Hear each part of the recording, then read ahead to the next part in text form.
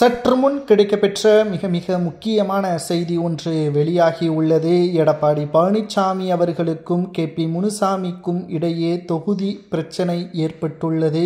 எடப்பாடி பழனிசாமி அவர்கள் கொடுக்கின்ற தொகுதியில் KP முனுசாமி அவர்கள் தேர்தலில் போட்டியிட மாட்டேன் என்பதற்கேற்ப பேசியுள்ளார். இதை பற்றி தான் இந்த வீடியோவில் முழுமையாக தெளிவாக நாம் பார்க்க போகிறோம்.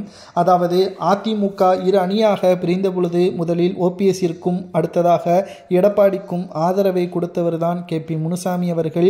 தற்பொழுது அதிமுகவின் துணை பொதுச் செயலாளராகவும் KP முனுசாமி அவர்கள் இருக்கிறார்.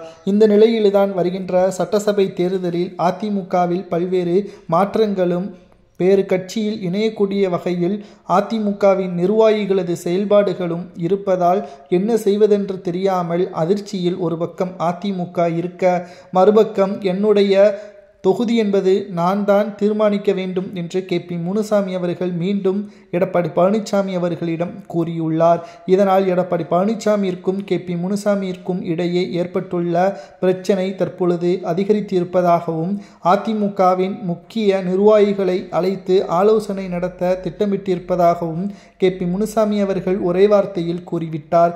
நீங்கள் தலைமை பொறுப்பு ஏற்று 4 ஆண்டுகள் ஆகிவிட்டது. ஆனாலும் கூட இன்று வரை அதிமுக வெற்றியடைய 2 இடைத்தேர்தல்களிலும் புறக்கணித்து விட்டோம். எதற்காக அதிமுகவிலிருந்து நீக்கப்பட்டதை ஒருபோதும் மீண்டும் கட்சியில் இணைக்க முடியாது என்று OPS வைத்திலிங்க மனோஜ் பாண்டியனை கூறுவது நியாயமா என்ற பல்வேறு கேள்விகளையும் KP முனுசாமி அவர்கள் கூறியுள்ளார். அனைத்து இந்திய அண்ணா திராவிட முன்னேற்ற கழகம் வெற்றியடைய வேண்டும் என்றால் அனைவரும் ஒற்றுமையாக ஒரே தலைமையின் கீழ் செயல்பட வேண்டும். அப்பொழுதுதான் அதிமுக வெற்றியடையும் என்றும் KP முனுசாமி அவர்கள் தற்பொழுது தனக்கு தொகுதி வழங்கவில்லை என்ற காரணத்தினால் கொடுக்கப்பட்டுள்ள தகவல்கள் சமூக வலைதளங்களில் வைரலாக பரவி வருகிறது.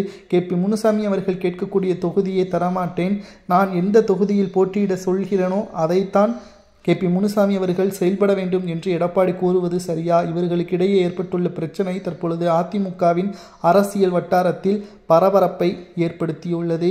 அனைத்து இந்திய அண்ணா திராவிட முன்னேற்ற கழகத்தின் எடப்பாடி பழனிசாமியின் செயல்பாடு சரியாக இருக்கிறதா? KP முனுசாமி அவர்கள் கூறுவது ஏற்றுக்கொள்ளலாமா அல்லது அவர்தான் பிரச்சனையை ஏற்படுத்துகிறாரா என்பதை உங்களது கருத்துக்களை கமெண்ட் வாயிலாக கூறுங்கள்.